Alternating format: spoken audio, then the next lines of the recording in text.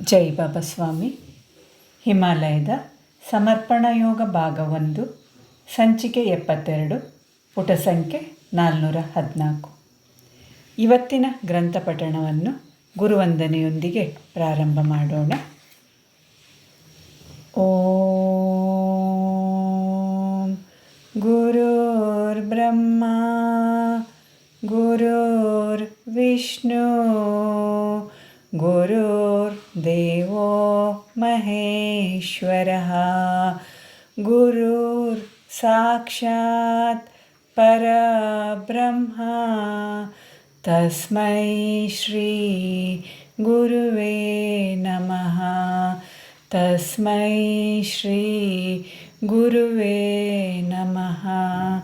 ತಸ್ಮೈ ಶ್ರೀ ಗುರುವೇ ನಮಃ.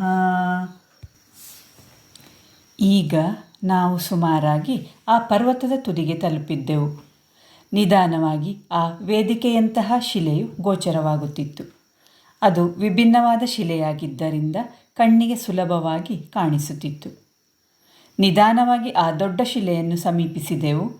ನಾನು ಗುರುದೇವರನ್ನು ನಿಧಾನವಾಗಿ ಇಳಿಸಿ ಆ ಕಲ್ಲನ್ನೇ ಆಧಾರವಾಗಿಸಿಕೊಂಡು ಕುಳ್ಳಿರಿಸಿದೆ. ಗುರುದೇವ, ನಿಮ್ಮ ಇಚ್ಛೆಯಿಂದಾಗಿ ಈ ಯಾತ್ರೆ ಸಾಧ್ಯವಾಯಿತು. ಇಷ್ಟೊಂದು ಸುಲಭವಾಗಿಯೂ ಆಯಿತು. ಈ ಮೊದಲು ನಾನೊಬ್ಬನೇ ಹತ್ತುವಾಗ ಇದಕ್ಕಿಂತ ಹೆಚ್ಚು ಸುಸ್ತಾಗಿದ್ದೆ ಎಂದು ಹೇಳಿದೆ. ಗುರುದೇವರು ನನಗೆ ಆ ಶಿಲೆಯ ಬಗ್ಗೆ ಈ ರೀತಿಯಾಗಿ ತಿಳಿಸಲಾರಂಭಿಸಿದರು. ಈ ಕಲ್ಲು ಚೈತನ್ಯಪೂರ್ಣ ಕಲ್ಲು. ನೀನು ಈ ಕಲ್ಲನ್ನು ಕೈಯಿಂದ ಮುಟ್ಟಿದಾಗ ಇದರ ಚೈತನ್ಯದ ಅನುಭವವಾಗುತ್ತದೆ. ಯಾಕೆಂದರೆ ಇದರ ಮೇಲೆ ಎಷ್ಟೋ ಗುರುಗಳು ಕುಳಿತುಕೊಂಡು ಧ್ಯಾನ ಸಾಧನೆ ಮಾಡಿದ್ದಾರೆ. ಈ ಕಲ್ಲು ಅವರ ಚೈತನ್ಯವನ್ನು ಗ್ರಹಣ ಮಾಡಿಕೊಂಡಿದೆ.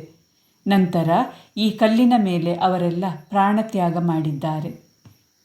ವಾಸ್ತವದಲ್ಲಿ ಪ್ರಾಣತ್ಯಾಗ ಮಾಡುವ ಸಮಯದಲ್ಲಿ ಒಂದು ವಿಶಿಷ್ಟ ಚೈತನ್ಯಪೂರ್ಣ ಸ್ಥಳದ ಅವಶ್ಯಕತೆ ಇದೆ. ಯಾಕೆಂದರೆ ಆಗ ಆತ್ಮಕ್ಕೆ ಅದರ ಸ್ಥೂಲ ಶರೀರದಿಂದ ಸುಲಭವಾಗಿ ಬಿಡುಗಡೆಗೊಳ್ಳಲು ಸಾಧ್ಯವಾಗುತ್ತದೆ. ಆತ್ಮಕ್ಕೆ ಆ ಭೌತಿಕ ಶರೀರದ ಮೇಲೆ ಯಾವ ಮೋಹವೂ ಉಳಿದುಕೊಂಡಿರಬಾರದು. ಆದ್ದರಿಂದ ಹಿಂದಿನ ಕಾಲದಲ್ಲಿ ಕಾಶಿಗೆ ಹೋಗಿ ಸತ್ತರೆ ಮನುಷ್ಯನಿಗೆ ಮೋಕ್ಷ ಉಂಟಾಗುತ್ತದೆಂದು ಹೇಳುತ್ತಿದ್ದರು. ಇದು ಯಾಕೆಂದರೆ ಒಬ್ಬನ ಆತ್ಮ ಬೇರೆ, ಶರೀರ ಬೇರೆ. ಶರೀರ ರೂಪುಗೊಳ್ಳುವಾಗ ಆತ್ಮವಿರುವುದಿಲ್ಲ. ಒಂದು ಶರೀರದ ಸ್ಥಿತಿಯ ಅನುಸಾರವಾಗಿ ಆತ್ಮವು ಆನಂತರ ಆ ದೇಹವನ್ನು ಸೇರಿಕೊಳ್ಳುತ್ತದೆ. ತಂದೆ ತಾಯಿಯರ ಶಾರೀರಿಕ ಸಂಬಂಧದಿಂದಾಗಿ ಮನುಷ್ಯರ ಶರೀರದ ನಿರ್ಮಾಣವಾಗುತ್ತದೆ. ಶಾರೀರಿಕ ಸಂಬಂಧದ ಸಮಯದಲ್ಲಿ ಯಾವ ವಾತಾವರಣ ಇರುತ್ತದೋ ಹಾಗೆಯೇ ಯಾವ ವಿಚಾರಗಳ ಸ್ಥಿತಿ ಇರುತ್ತದೋ ಅದರ ಪ್ರಭಾವವು ರೂಪುಗೊಳ್ಳುವ ಭ್ರೂಣದ ಮೇಲೆ ಬೀರುತ್ತದೆ. ಈ ಕಾರಣಕ್ಕಾಗಿಯೇ ಪ್ರಾಚೀನ ಕಾಲದಲ್ಲಿ ಗರ್ಭಧಾರಣೆಯ ಸಮಯವನ್ನು ಕೂಡ ನೋಡಿ ನಿರ್ಧರಿಸಲಾಗುತ್ತಿತ್ತು. ಗರ್ಭಧಾರಣೆಯ ಸಮಯದಲ್ಲಿ ಒಳ್ಳೆಯ ವಾತಾವರಣ ಇರಬೇಕಾಗುತ್ತದೆ.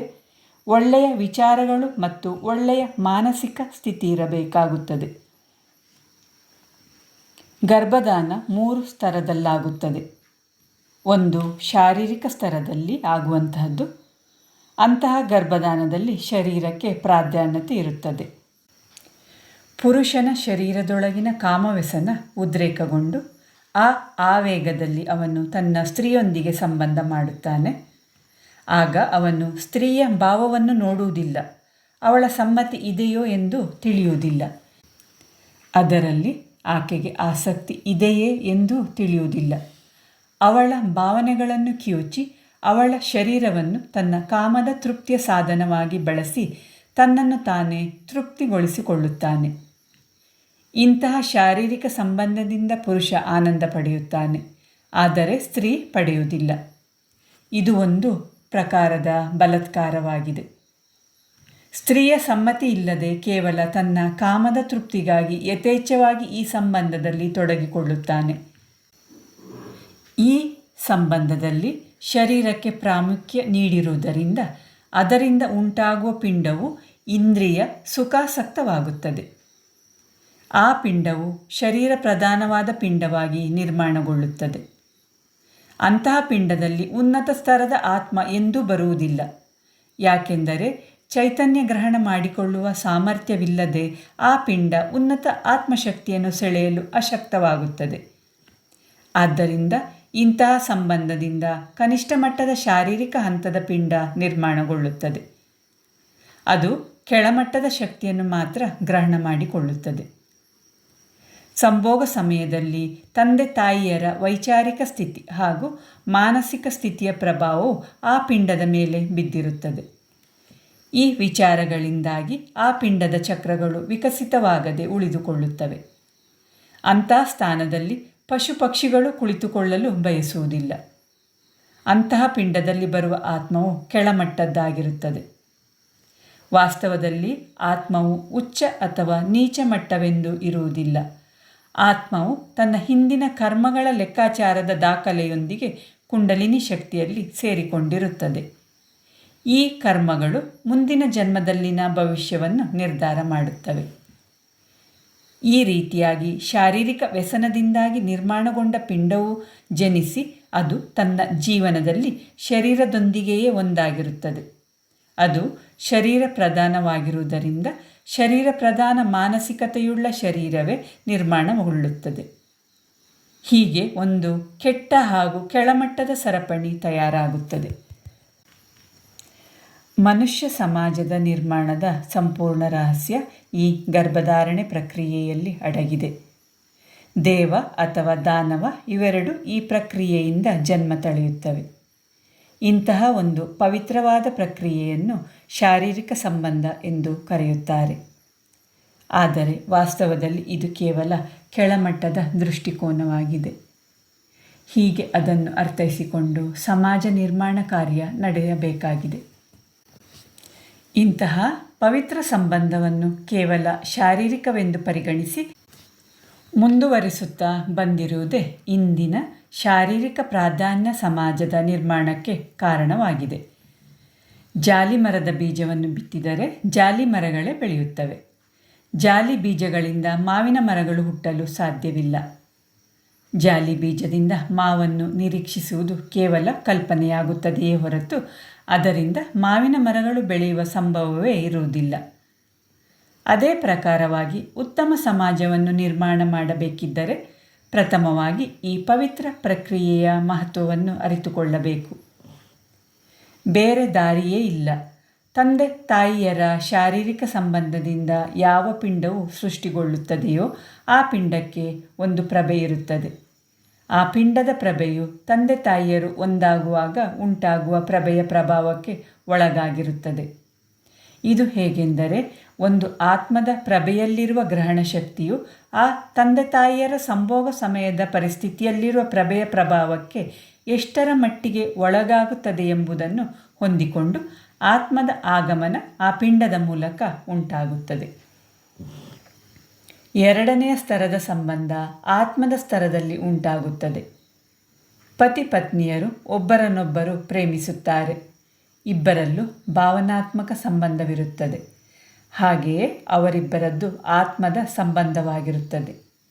ಇಬ್ಬರು ಆತ್ಮದ ಸ್ತರದಲ್ಲಿ ಒಂದಾಗುತ್ತಾರೆ. ಇಬ್ಬರಲ್ಲೂ ಪ್ರೀತಿಯ ಸಂಬಂಧವಿದ್ದು ಪ್ರೇಮಾವೇಶದಲ್ಲಿ ಒಂದಾಗಿ ಒಂದು ಪ್ರೇಮಪೂರ್ಣ ವಾತಾವರಣದಲ್ಲಿ ಅವರ ಶಾರೀರಿಕ ಸಂಬಂಧ ನಡೆಯುತ್ತದೆ. ಈ ಪ್ರಕ್ರಿಯೆಯಲ್ಲಿ ಇಬ್ಬರ ಸಹಮತವಿದ್ದು ಇಬ್ಬರ ಸಹಕಾರ ಸಮಾನ ರೂಪದಲ್ಲಿರುತ್ತದೆ. ಈ ಸಂಬಂಧದಲ್ಲಿ ಶರೀರಕ್ಕೆ ಪ್ರಾಧಾನ್ಯವಿರುವುದಿಲ್ಲ. ಭಾವಗಳ ಪ್ರಧಾನತೆ ಇರುತ್ತದೆ. ಪ್ರೇಮಕ್ಕೆ ಪ್ರಾಧಾನ್ಯವಿರುತ್ತದೆ. ಭಾವಪೂರ್ಣ ವಾತಾವರಣದಲ್ಲಿ ಹಾಗೂ ಪ್ರೇಮಪೂರ್ಣ ಸ್ಥಿತಿಯಲ್ಲಿ ಸಂಭೋಗ ಸ್ಥಾಪಿತವಾಗುತ್ತದೆ. ಇಂತಹ ಸಂಭೋಗದಿಂದ ಒಂದು ಭಾವನಾ ಪ್ರಧಾನ ಪಿಂಡವು ನಿರ್ಮಾಣಗೊಳ್ಳುತ್ತದೆ. ಇಂತಹದೇ ಪ್ರಭೆ ಆ ಪಿಂಡದ ಸುತ್ತಲೂ ಇರುತ್ತದೆ. ಹಾಗೆಯೇ ಪಿಂಡದ ಚಕ್ರಗಳು ಹೃದಯ ಚಕ್ರದವರೆಗೆ ವಿಕಸಿತಗೊಂಡಿರುತ್ತದೆ. ಅಂದರೆ ಈ ಪಿಂಡವು ಆತ್ಮದ ಸ್ತರದಲ್ಲಿರುವ ಆತ್ಮದ ಶಕ್ತಿಯನ್ನು ಆಕರ್ಷಿಸುತ್ತದೆ. ಆ ಪಿಂಡದಿಂದ ಪ್ರೇಮ ಪ್ರಧಾನವಾದ ಮನುಷ್ಯನ ನಿರ್ಮಾಣವಾಗುತ್ತದೆ. ಇಂತಹ ಮನುಷ್ಯನಲ್ಲಿ ಶಾರೀರಿಕ ಸ್ತರದ ಮನುಷ್ಯನಲ್ಲಿರುವ ಹಾಗೆ ಭಾವಗಳಲ್ಲಿ ದುರ್ಬಲತೆ ಇರುವುದಿಲ್ಲ. ಈ ಮನುಷ್ಯ ಭಾವಪ್ರಧಾನನಾಗಿರುತ್ತಾನೆ ಹಾಗೂ ಸಂವೇದನಾಶೀಲನಾಗಿರುತ್ತಾನೆ. ಈ ಸೂಕ್ಷ್ಮ ಸ್ವಭಾವದಿಂದಾಗಿ ಪ್ರಪಂಚದಲ್ಲಿನ ಒಳ್ಳೆಯ ಮತ್ತು ಕೆಟ್ಟ ಸ್ಪಂದನಗಳನ್ನು ಗುರುತಿಸುವ ಸಾಮರ್ಥ್ಯವನ್ನು ಹೊಂದಿರುತ್ತಾನೆ. ಸಾಮಾನ್ಯವಾಗಿ ಅಂತಹ ಮನುಷ್ಯರು ಒಳ್ಳೆಯ ಹಾಗೂ ಕೆಟ್ಟ ವಾತಾವರಣದ ಅಂತರವನ್ನು ಬಲ್ಲವರಾಗಿರುತ್ತಾರೆ. ಈ ಕಾರಣಕ್ಕಾಗಿ ಅವರು ಒಳ್ಳೆಯ ಚೈತನ್ಯಪೂರ್ಣ ಸ್ಥಳಗಳಿಗೆ ಆಕರ್ಷಿತರಾಗುತ್ತಾರೆ. ಚೈತನ್ಯಪೂರ್ಣ ವ್ಯಕ್ತಿಗಳಿಗೆ ಆಕರ್ಷಿತರಾಗಿ ಜೀವನದಲ್ಲಿ ಒಳ್ಳೆಯ ಸಂಘದಲ್ಲಿ ಇರುತ್ತಾರೆ. ಅವರು ಜೀವನದಲ್ಲಿ ಪ್ರಗತಿ ಹೊಂದುತ್ತಾರೆ. ಹಾಗೆಯೇ ಒಳ್ಳೆಯ ಆತ್ಮಗಳನ್ನು ಹೊಂದಿದ ಶರೀರಧಾರಿ ವ್ಯಕ್ತಿಗಳ ಸಂಘ ಸಿಕ್ಕಿದಾಗ ಆಧ್ಯಾತ್ಮಿಕವಾಗಿಯೂ ಪ್ರಗತಿ ಹೊಂದುತ್ತಾರೆ. ಅಂತಹ ಆತ್ಮಗಳು ಮುಂದೆ ಒಳ್ಳೆಯ ಸಾಧಕರಾಗುತ್ತಾರೆ. ಈ ಸಾಧಕರು ಆತ್ಮದ ಸ್ತರದಲ್ಲಿ ಗುರುರೂಪಿ ಮಾಧ್ಯಮದ ಮೂಲಕ ಆತ್ಮೀಯ ಸಂಬಂಧವನ್ನು ಸ್ಥಾಪಿಸುತ್ತಾರೆ. ಈ ಜೀವನದಲ್ಲಿ ಶರೀರವು ಏನೂ ಅಲ್ಲವೆಂಬ ಜ್ಞಾನವನ್ನು ಆ ಜನ್ಮದಲ್ಲೇ ತಿಳಿದುಕೊಂಡಿರುತ್ತಾರೆ. ಆದ್ದರಿಂದ ಶಾರೀರಿಕ ಹಂತದಲ್ಲಿ ಅವರಿಗೆ ಸುಖ ಸಂತೋಷಗಳು ದೊರೆಯುವುದಿಲ್ಲ. ಶರೀರ ಪ್ರಧಾನವಾದ ಮಾತುಗಳಿಂದ ಅವರಿಗೆ ಆನಂದ ಉಂಟಾಗುವುದಿಲ್ಲ.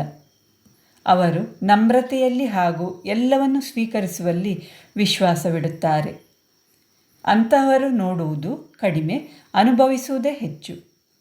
ಅವರು ಯಾವಾಗಲೂ ಅವರ ಆತ್ಮವಿರುವ ಕಡೆ ಗಮನ ಹರಿಸುತ್ತಾರೆ. ಅವರು ತಮ್ಮ ಜೀವನದಲ್ಲಿ ಯಾವಾಗಲೂ ಆತ್ಮದ ಅನುಭವವನ್ನು ಆನಂದಿಸುತ್ತಿರುತ್ತಾರೆ. ಭೌತಿಕ ಮತ್ತು ನಶ್ವರ ವಸ್ತುಗಳಿಗೆ ಆಕರ್ಷಿತರಾಗುವುದಿಲ್ಲ. ಅವರಿಗೆ ಹತ್ತಿರವಾದಂತಹ ಆತ್ಮವೊಂದು ಇದೆಯೆಂಬ ಅರಿವು ಅವರಲ್ಲಿ ಇರುತ್ತದೆ. ತಮ್ಮ ಆತ್ಮದೊಂದಿಗೆ ಆತ್ಮೀಯ ಸಂಬಂಧವನ್ನು ಬೆಳೆಸಿಕೊಂಡಿರುತ್ತಾರೆ. ಹಾಗೆಯೇ ಯಾವುದನ್ನು ಮಾಡಬೇಕು, ಯಾವುದನ್ನು ಮಾಡಬಾರದೆಂದು ಅವರ ಆತ್ಮವು ಅವರಿಗೆ ಮಾರ್ಗದರ್ಶನ ನೀಡುತ್ತಿರುತ್ತದೆ.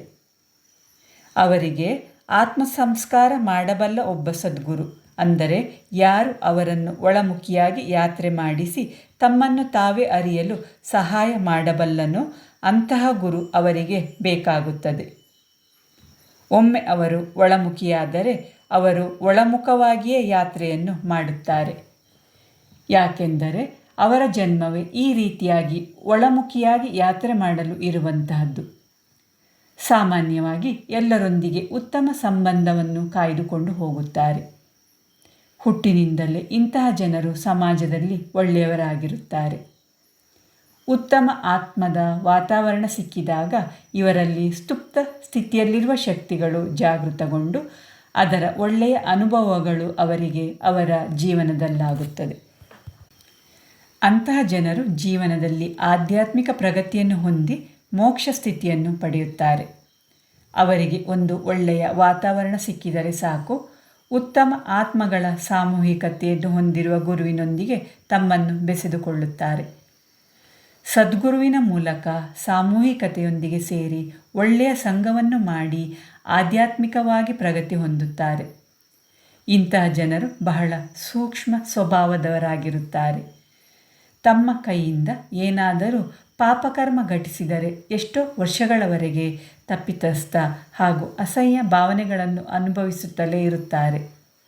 ಆದ್ದರಿಂದ ಇಂತಹ ಜನರು ಕೆಟ್ಟ ಕಾರ್ಯಗಳನ್ನು ಮಾಡದ ಹಾಗೆ ಜಾಗ್ರತೆ ವಹಿಸಬೇಕು. ಇಂತಹ ವ್ಯಕ್ತಿ ತನ್ನ ಪತ್ನಿಯೊಂದಿಗೆ ಒಳ್ಳೆಯ ಆತ್ಮೀಯ ಸಂಬಂಧವನ್ನು ಹೊಂದಿರುತ್ತಾನೆ. ಹಾಗೆಯೇ ಒಳ್ಳೆಯ ಆತ್ಮೀಯತೆಯುಳ್ಳ ಆತ್ಮದ ಜನ್ಮ ನೀಡುವಲ್ಲಿ ಸಹಾಯಕರಾಗಿರುತ್ತಾರೆ. ಹೀಗೆ ಈ ಜನರು ಒಳ್ಳೆಯ ಆತ್ಮೀಯ ಭಾವಗಳನ್ನು ಹೊಂದಿರುವ ವ್ಯಕ್ತಿಗಳನ್ನು ನಿರ್ಮಾಣ ಮಾಡಿ ಆ ರೀತಿಯಾಗಿ ಸಮಾಜದಲ್ಲಿ ಒಳ್ಳೆಯ ಜನರನ್ನು ನಿರ್ಮಾಣ ಮಾಡುವ ಸರಪಣಿಯಾಗಿರುತ್ತಾರೆ. ಅವರು ಒಳ್ಳೆಯ ಸಮಾಜದ ನಿರ್ಮಾಣಕ್ಕೆ ಯೋಗದಾನ ಮಾಡುವವರಾಗಿರುತ್ತಾರೆ. ಅವರು ಆತ್ಮವನ್ನು ನಂಬುವ ಕಾರಣ ಪರಮಾತ್ಮನನ್ನು ನಂಬುತ್ತಾರೆ. ಈ ಬಗೆಯ ನಂಬಿಕೆ ಅವರ ವಿಶಿಷ್ಟ ಗುಣವಾಗಿರುತ್ತದೆ. ಈ ನಂಬಿಕೆಯಿಂದ ಅವರು ಸೌಮ್ಯ ಹಾಗೂ ವಿನಮ್ರತೆಯ ವ್ಯಕ್ತಿಗಳಾಗಿರುತ್ತಾರೆ. ಈ ಗುಣಗಳಿಂದಾಗಿ ಅವರಲ್ಲಿ ಗ್ರಹಿಸುವ ಶಕ್ತಿ ಹೆಚ್ಚಾಗಿರುತ್ತದೆ. ಇಂದಿನ ಸಮಾಜಕ್ಕೆ ಇಂತಹ ವ್ಯಕ್ತಿಗಳ ಅವಶ್ಯಕತೆ ಇದೆ. ಸಾಮಾನ್ಯವಾಗಿ ಜನರು ಯಾವುದು ಕಣ್ಣಿಗೆ ಕಾಣಿಸುತ್ತದೆಯೋ ಅದನ್ನು ಮಾತ್ರ ನೋಡುತ್ತಾರೆ. ಆದರೆ ಈ ವ್ಯಕ್ತಿಗಳು ತಮ್ಮ ವಿನಮ್ರತೆಯಿಂದಾಗಿ ಯಾವುದು ಕಾಣಿಸುವುದಿಲ್ಲವೋ ಅದನ್ನು ನೋಡಲು ಶಕ್ತರಾಗಿರುತ್ತಾರೆ. ಜೈ ಬಾಬಾ ಸ್ವಾಮಿ. ಇವತ್ತಿನ ಗ್ರಂಥ ಪಠಣವನ್ನು ಮುಕ್ತಾಯಗೊಳಿಸುತ್ತಿದ್ದೇನೆ. ಶಾಂತಿ ಪಾಠ.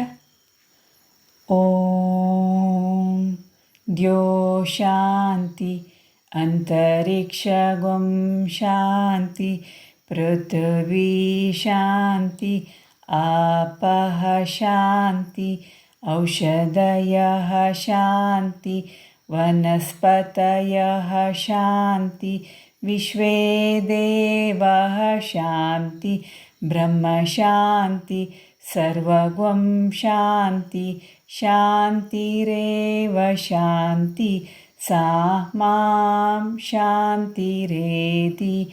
ಓಂ ಶಾಂತಿ ಶಾಂತಿ ಶಾಂತಿ.